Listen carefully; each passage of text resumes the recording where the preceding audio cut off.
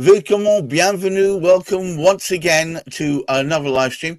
Some of the keener of you may notice that a certain lady, Stephanie Mitchell Hughes, has not been on our screens for a couple of weeks. She's been dealing with a lot of issues, but I would say she's bumbling on quite nicely. She's been going to a number of conferences, but I'm so glad she's back in the studio. Welcome back, Stephanie. Thanks, Gareth. It's good to see you, and it's good to see everybody. I've been dealing with life issues, and we call that life happening. Life happens. Yeah, it has been. It has been. We are still, and I am, and I'm still navigating and trying to navigate my new normal without my brother. And the responsibilities that have now fallen entirely on my shoulders. But then, considering the name of this ongoing podcast has been Resilience 2.0, right? This is Resilience 2.1, really. Well, yeah, because I've got that, and then I've also been, I've been going to some conferences and presenting and putting materials together, right? Right. And yeah, but there's an event that happens every year that is worthy, frankly, for all races, all colors, all creeds to celebrate.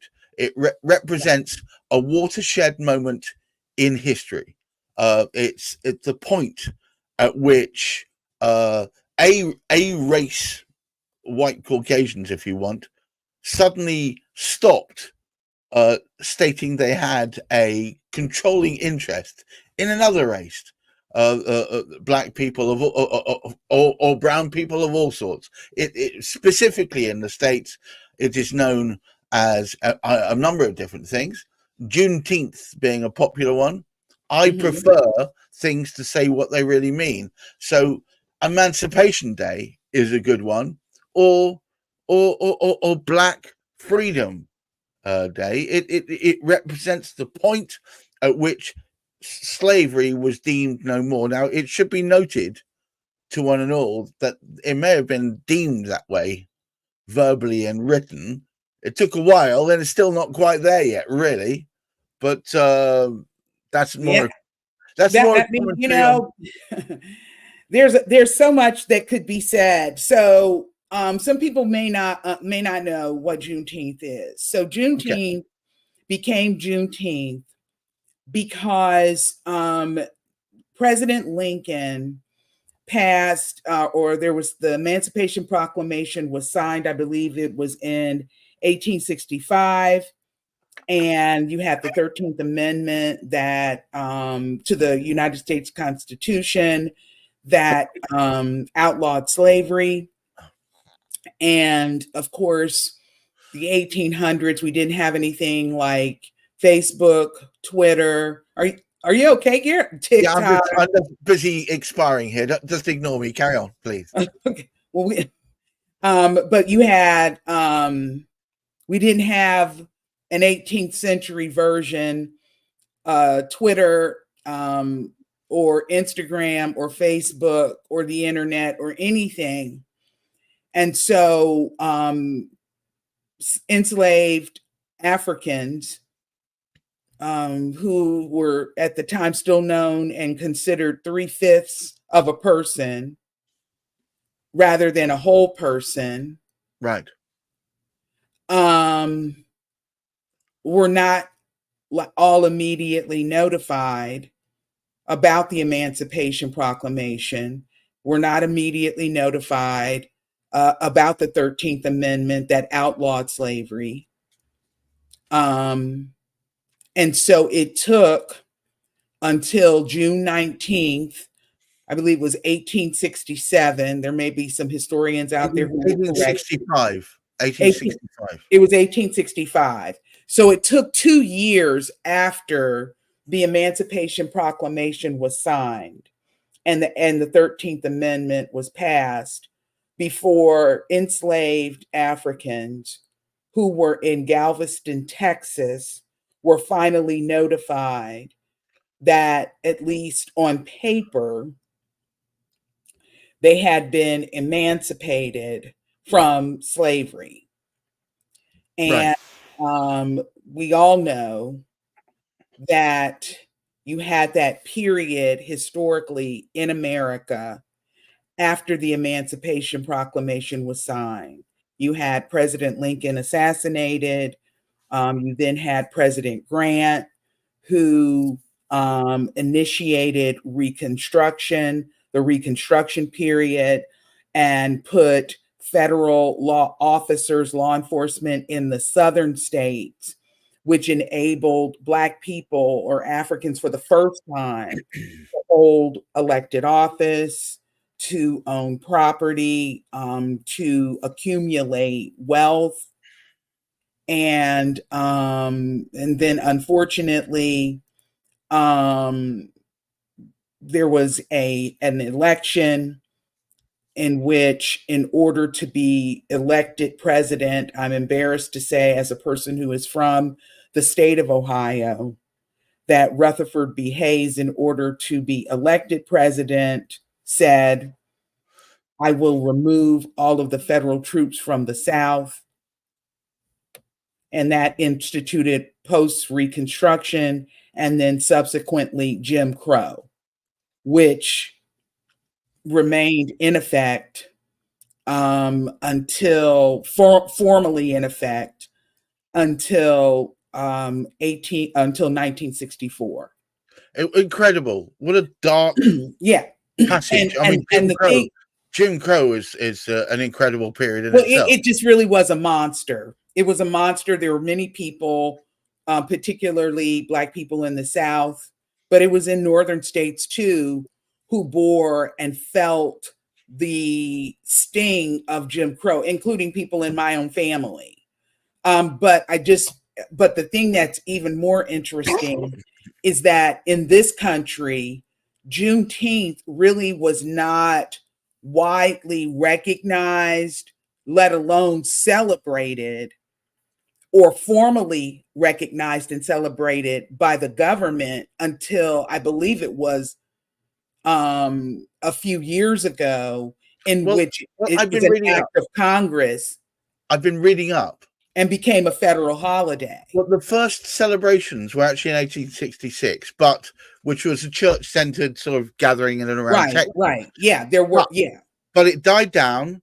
It became a bit more commercialized in the 1920s and 30s, and it became really more of a food festival. So that's where, which is where the commercialization origins of soul food really was centered around that. So Juneteenth was actually a fundamental building block of what we these days call barbecue or soul food, and everything goes with that. However, here's an interesting thing. It wasn't until the 1970s and the Texas, by proclamation in 1938, which is linking it to African American arts, and by legislation in 1979, that every US state and the District of Columbia has formally recognized the holiday in some way. However, I did some research. There are still a bunch of states that do not formally recognize it. Well, right. No, because when Congress passed and Juneteenth became a actual federal holiday a few years ago, right, you had some people in southern states say, well, we are going to have a Jefferson Davis Day. And they do not, just like it took so long for initially when Martin Luther King Jr., when that day was celebrated, initially you had states like Arizona that refused to recognize that day as a federal holiday. Well, we've got Arkansas, Florida, Hawaii, Indiana, North Dakota, Oklahoma, a lot of southern states here, South Carolina. Well, yeah, North Dakota would Montana. Be like western, far northwestern states. The thing is that getting back to some of the celebrations of Juneteenth that happened in those early days after it was recognized, the thing that is not necessarily understood by wider cultures and maybe even countries, Right. that for Black people living in America, gathering together to eat food and what have you, those are very intimate community in terms of community building within families, relationship, the whole thing. Those are very intimate gatherings for Black people. Eating food together is Well, and but the thing yeah. is that it extends even beyond that. So there's these conversations and comments that have sprung up in the United States, where it's, are you going to get invited to the cookout? Do you get invited to the cookout? Right. And the question is, can we trust you enough as a person who may not be Black, a person who may not be familiar with the Black community in America? Are you a trustworthy person to be invited to the cookout? Because if you are not a trustworthy person, we are not going to come in, because for us, coming to the cookout, being invited into a Sunday dinner with Black people is like coming into almost like the Holy of Holies, because it's within those spaces where we can fully relax, we can fully be ourselves, we don't wear a mask, we can actually have very significant conversations and actually commune together and really build each other up. Not so much lick our wounds, but come together and gather like the strength that comes with community and being together as families and all of that, to go back out into a world that is extremely hostile to us and has not always been kind. And it's not a thing of, when we have these family dinner or Sunday dinner, it's not a thing of, okay, well, we're just going to get together to plan some uprising or get together because we just want to talk about how horrible racism is and how horrible discrimination is. It's not that. It's just simply an opportunity to get together and relax and love each other in a way that gives us strength. And I mean, it's that simple. And so I could see people in June, when you talk about people coming together and gathering together to celebrate Juneteenth in the early days, and even before it became a formal, actual federal holiday, I could see Juneteenth and see that type of gathering. That is the type of gathering that they would be having, to come together to love each other and to give each other strength and to patch each other up to go back out into the world. Wow. But it's significant, not just because it means cessation of something. It's significant because it indicates a time for remembering not just the good stuff, but realizing where you came from. I believe, and I was reading there that originally, and I still think people do this, there's almost a pilgrimage to Galveston. Yeah, I believe that's true. I believe that is true. I think that it is something, particularly in that part of the country and in Galveston, where it is significant, whether it's formally recognized by the government or not. It is something that is significant. I was on a panel earlier this week. It was with Dr. Kamani, and Dr. Monica, both of whom have been guests on this podcast. Absolutely. And one of the panelists is Deshawn Gooden, she has family who's from Galveston. And talked about holds a very special place, I think, right. in all African American hearts, because it is that most significant event of the last 200 years in many ways. Right. But but the thing is that we are living, my grandfather used to say that there is nothing new under the sun. Well, he was probably right. And the older that I get, the more I agree with that. It all goes in cycles, and right. all the pernicious unpleasantness being leveled either at blacks, at Muslims, at Jews, or whatever, it all goes in cycles. Oh yeah, because for example, I read this. I believe it's 1 in 6 or 1 in 5 people do not believe that the Holocaust is real. I met someone like that the other day. And I couldn't believe it. I actually was absolutely gobsmacked. I could not. But the thing is that, think about it though, Gareth. As people when you have the people who have that lived experience, yes, as those people die, you no longer have a witnesses who can stand there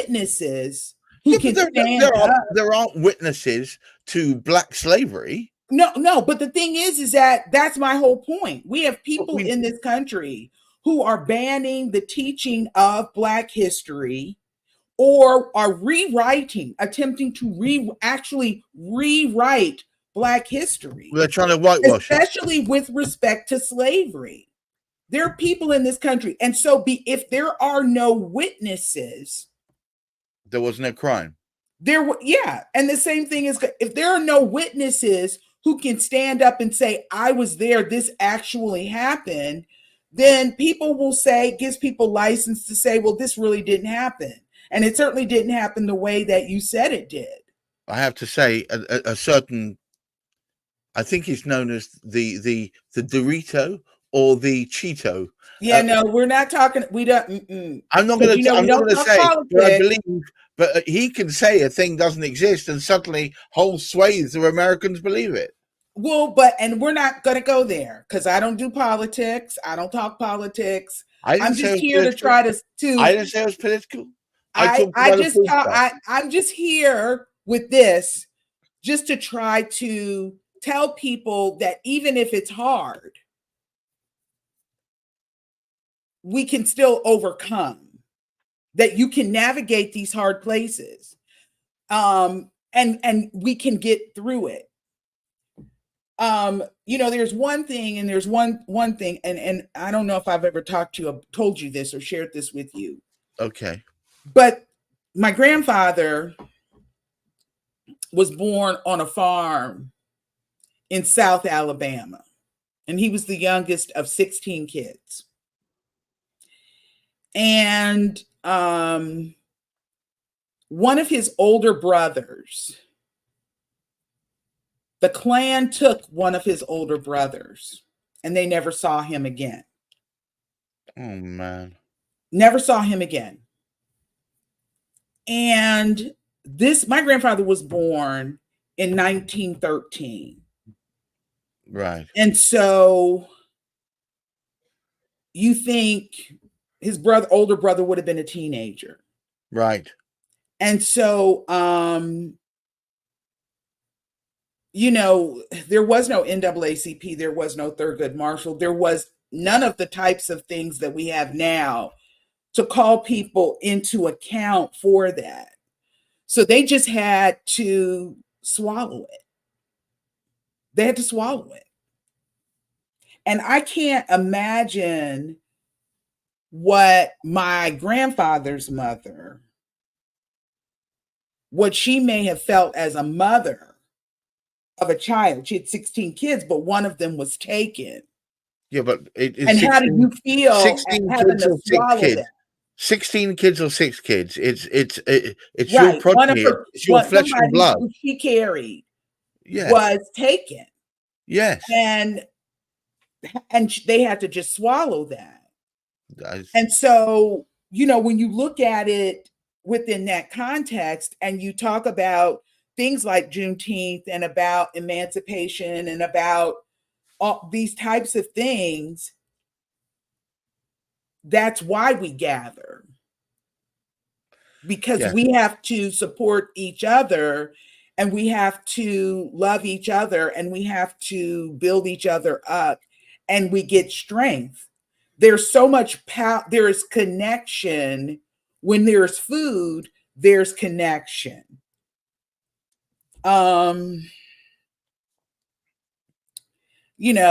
But I think that holidays like Juneteenth give us opportunities to learn, give us opportunities to have conversations, some of which may be hard. And I think it's important to take opportunities to learn. I think, and I think I need to wind this up because we've. You're right. So let's mention some of the things that. But I want to say one thing. We Jews have an expression, and I think it's just as applicable to blacks the world over. And it's this: never forget. And the point about this, we need to tell these stories to our children so that they can tell them to our children's children.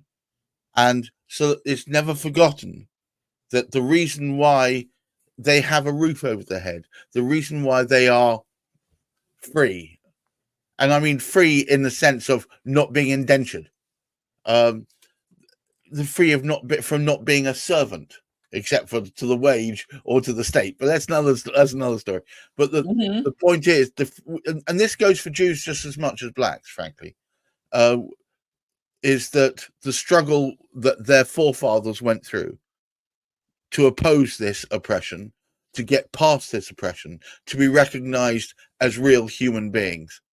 And we must never let our children forget that just because they've got smartphones and fancy computers and can wear funky clothes, they should remember that some people worked extraordinarily hard to get past the oppression, to allow them to have the ability to even have a job to earn the damn stuff.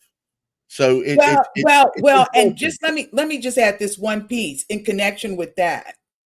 The thing that I will not forget about graduating from law school, and probably the thing that happened that day that was so much more significant than even me getting a purple hood saying that I'm a lawyer, was the fact that my grandfather wept. He cried at the graduation, and he cried because my grandfather didn't finish high school or any of that kind of thing, none of that. But he probably wasn't allowed to. He said never did he ever think that standing behind a mule on a farm, that he would ever see anything like that. Meaning me, someone, his grandchild, walking across a stage to graduate from law school. He saw my mother graduate from college. But, so that's significant. That was so significant to me. Yeah, because for him, it felt like an audacious step. It's like the genes have come into in birthright. Their right to attain knowledge, to be more than they started. And the same goes with us. I mean, my great grandfather was a shoemaker, and my grandfather on the other side was a factory worker. If they could see me running a business like this now, they would fall off their chairs. It's the freedom to exceed to your own desires, to be more than where you started. And I think that's why I say the youth of today, everybody should never forget the pain and the suffering. And I don't want to dwell on pain and suffering, but it's important. Nothing that was worthwhile was ever given to anyone. You have to fight for it. You have to earn it. And we've earned this. We've earned this because our forefathers went through the shit, and they went through the bad, hard times, that we can do this today. The stuff that we take for granted. Exactly. Exactly. And that's true. And on that note, I'd like to say thank you once again. It's always a learning day. I'm so glad we had the opportunity once again to talk with Stephanie Mitchell Hughes. Remember, guys, try and follow her on LinkedIn. Her podcast will be more regular, hopefully henceforth. And you're going to see us talking about a variety of topics. And if you feel that they trigger you or they speak to you, we would very much like to hear about it. But until the next time, I wish all of you a wonderful weekend and, of course, great mental health. Goodbye now. Bye.